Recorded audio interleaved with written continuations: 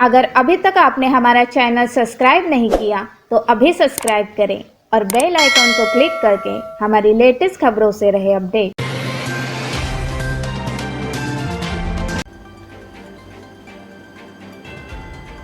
क्या पालघर जिले में एक बार फिर होगा लॉकडाउन?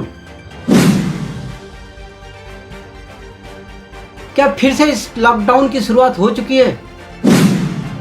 यह हम नहीं कह रहे, ये जिले में तेजी से बढ़ रहे कोरोना संक्रमित मरीजों की संख्या कह रही है। क्योंकि जिस तरह पालघर जिले में कोरोना संक्रमण का रफ्तार रुकने का नाम नहीं ले रहा है, आए दिन जिस तरह पालघर जिले में कोरोना मरीजों की संख्या में इजाफा हो रहा है, वह पालघर जिला के रहने वालों के लिए काफी चिंता का विषय है।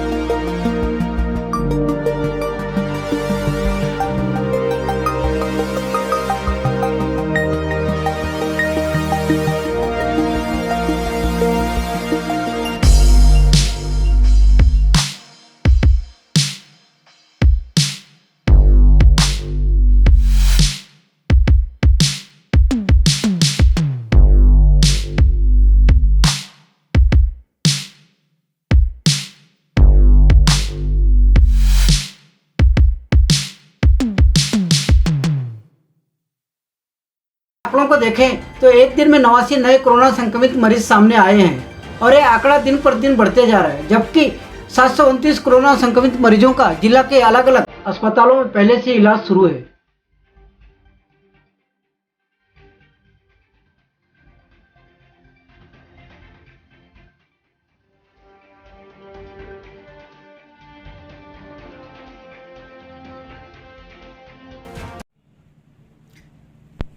नमस्कार, myself doctor Dayanand Suryavanshi, I am district health officer Palghar.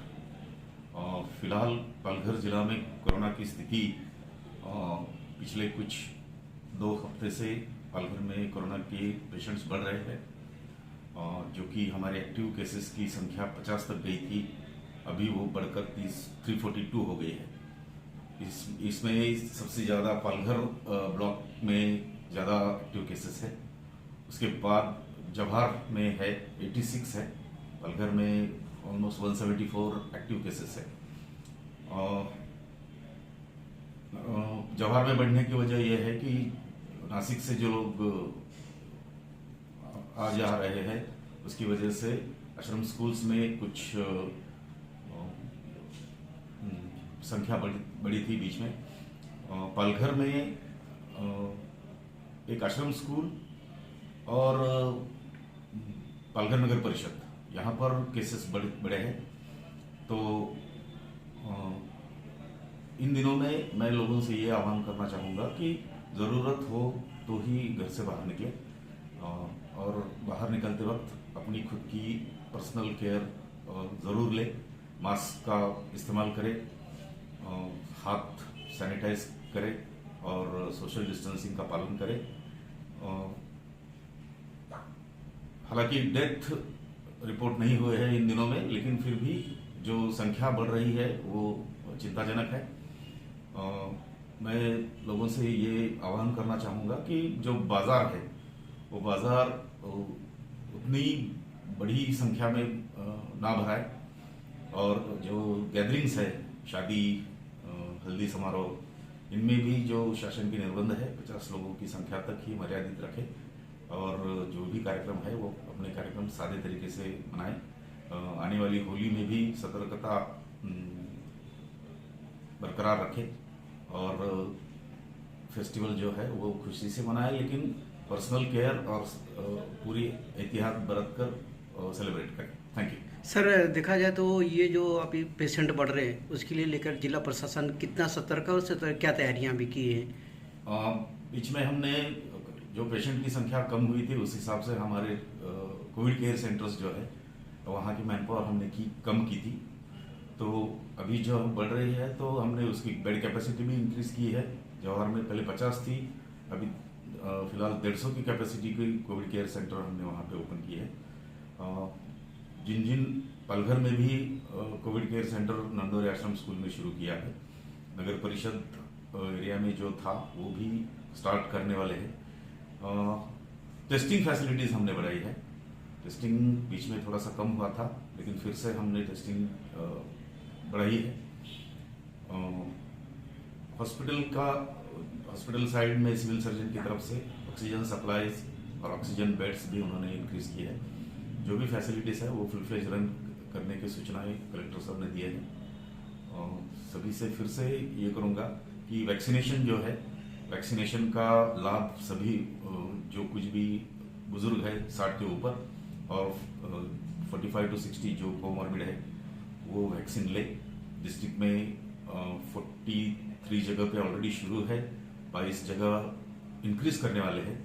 तो वैक्सीन पूरी तरह सेफ है। अभी तक जिले में कुछ भी अनुचित प्रकार नहीं हुआ है। अभी तक 46,000 लोगों ने ये वैक्सीन ली है, पूरी तरह सेफ है।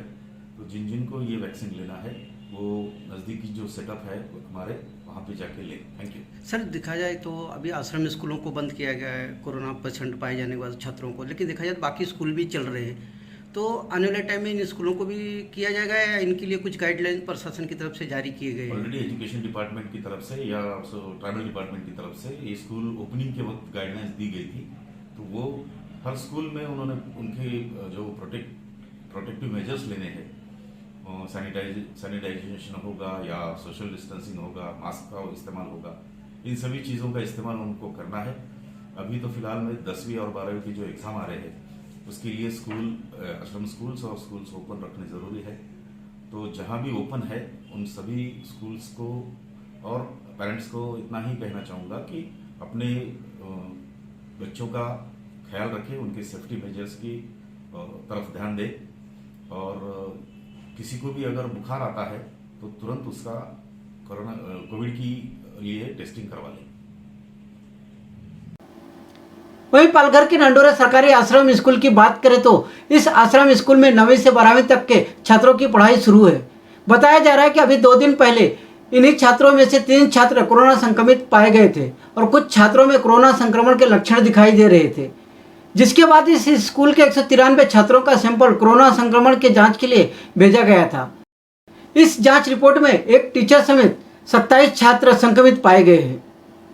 वहीं कोरोना के बढ़ते संक्रमण को देखते हुए पालघर के डीएम डॉक्टर मानिक गुरसल ने 22 मार्च से जिला के सभी सरकारी गैर सरकारी आश्रम स्कूलों और छात्रावास को अगले आदेश तक बंद कर दिया है। हालांकि डीएम साहब ने अपने आदेश में यह भी कहा है कि 10वीं और 12वीं के छात्र अपनी इच्छा के अनुसार इन छात्रावासों में रहकर पढ़ाई कर सकते हैं।